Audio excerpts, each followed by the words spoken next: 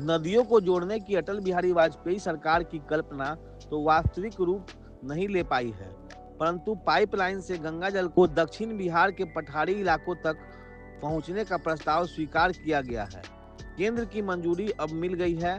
केंद्रीय जल आयोग ने दक्षिण बिहार के 6 जलाशयों तक पाइपलाइन से गंगा का पानी ले जाने के प्रस्ताव को मंजूरी दी है। राज्य सरकार अगले 2 महीने में इसका डीपीआर तैयार करेगी।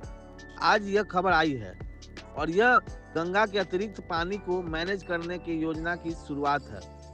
गंगा का पानी बंगाल होते हुए समुद्र में बह जाता है।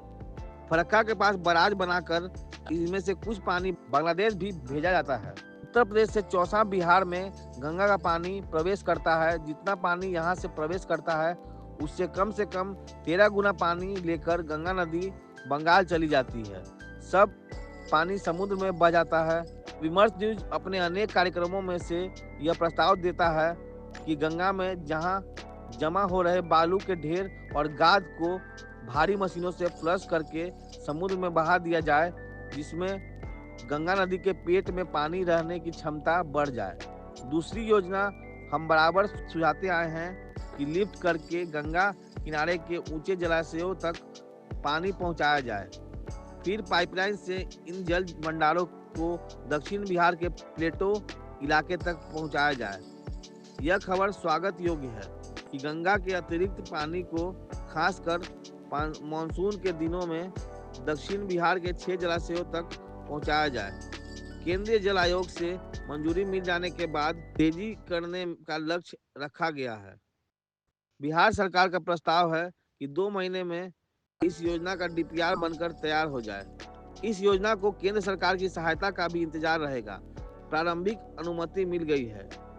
जिन जलाशयों तक पाइपलाइन से गंगा जल पहुंचाया जाना है उनका नाम है बासकुंड और मोरवे लखीसराय, अमृत श्रीखंड, आंजन और गहरी जमुई जिला, और इसके साथ जलकुंड जल से मुंगेर जिला। इनका पानी 6 जिलों के सिंचाई में इस्तेमाल होगा। जिलों में जमीन के अंदर का पानी भी रिचार्ज होगा। भूगर्भ जल का संकट पूरे दक्षिण बिहार का भारी संकट है। इससे पीने के पानी की भी कमी हो जाती है।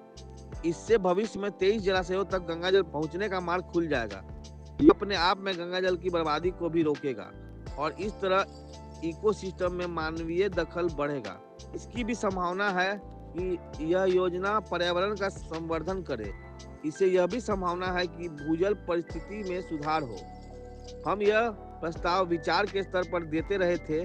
विश्व का सर्वश्रेष्ठ इंजीनियरिंग ज्ञान गंगा जल और बिहार की नदियों के नियोजन के लिए किए जाने का प्रस्ताव विमर्श न्यूज देते रही थी। यह योजना जल संसाधन विभाग के द्वारा पूरा किया जाना है। जेडीयू के विजय चौधरी ने इस संदर्भ में संभावनाओं को लेकर वक्तव्य दिया है। हमारा सुझाव यह भी था कि हेवी इंजीनियरिंग द्वारा गंगा के सिल्ट को समुद्र में फ्लश किया जाए। विमर्श न्यूज रिपोर्ट।